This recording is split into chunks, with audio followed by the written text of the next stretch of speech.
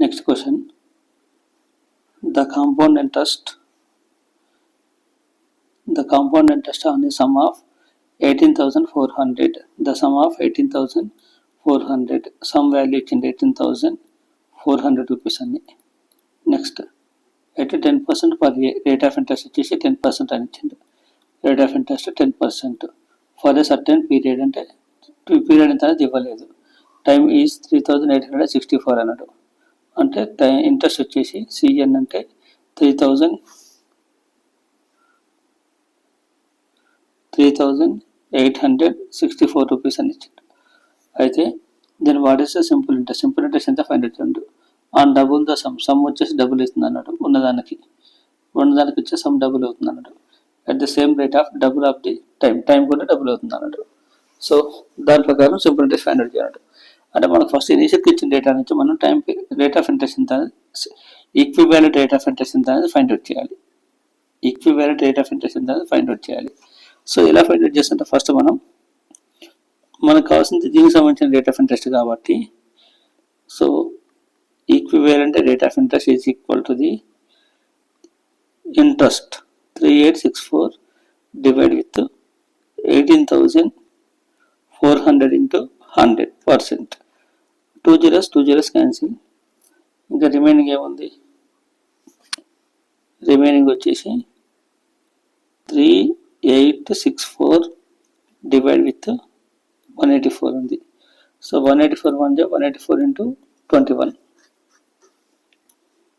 అంటే ఫైనల్గా ఇది ఏమవుతుందంటే 21% అవుతుంది. ఈక్వివాలెంట్ ఇంట్రెస్ట్ ఎంత అంటే 21%. అంటే మనకి ఇక్కడ 10% నుంచి 20% ఎప్పుడు వస్తుంది, ఎలా వస్తుంది చూద్దాం. ఫస్ట్ మనం టైం పీరియడ్ వచ్చేసి 2 years అని తీసుకుందాం.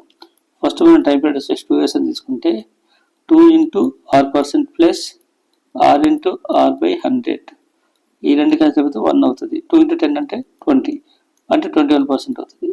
అంటే ఇక్కడ 21% ఇక్కడ 21% సేమ్ కాబట్టి నెంబర్ టైం ఎంత అంటే 2 years అవుతుంది. అంటే ఇప్పుడు మనం సెకండ్ కేసుకి వస్తున్నాం. సెకండ్ కేసు వస్తే టైం ఏమన్నాడు?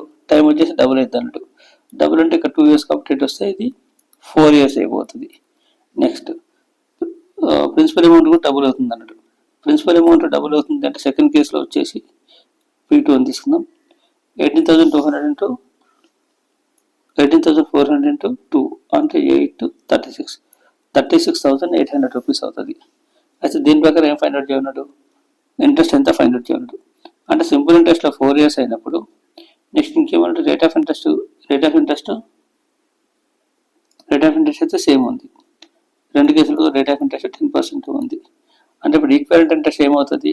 టైం ఇంటూ 10% అంటే 40%. 40% of the P value find out చేయాలి ఇప్పుడు మనం. సో అంటే 40 ఇంటూ 36,800 డివైడ్ విత్ 100. ఇక్కడ 2 zeros ఇక్కడ 2 zeros క్యాన్సిల్ అవుతుంది. సో అప్పుడు వాల్యూ ఏమవుతుంది ఫైనల్గా? 4 8 32 3 ఉంది.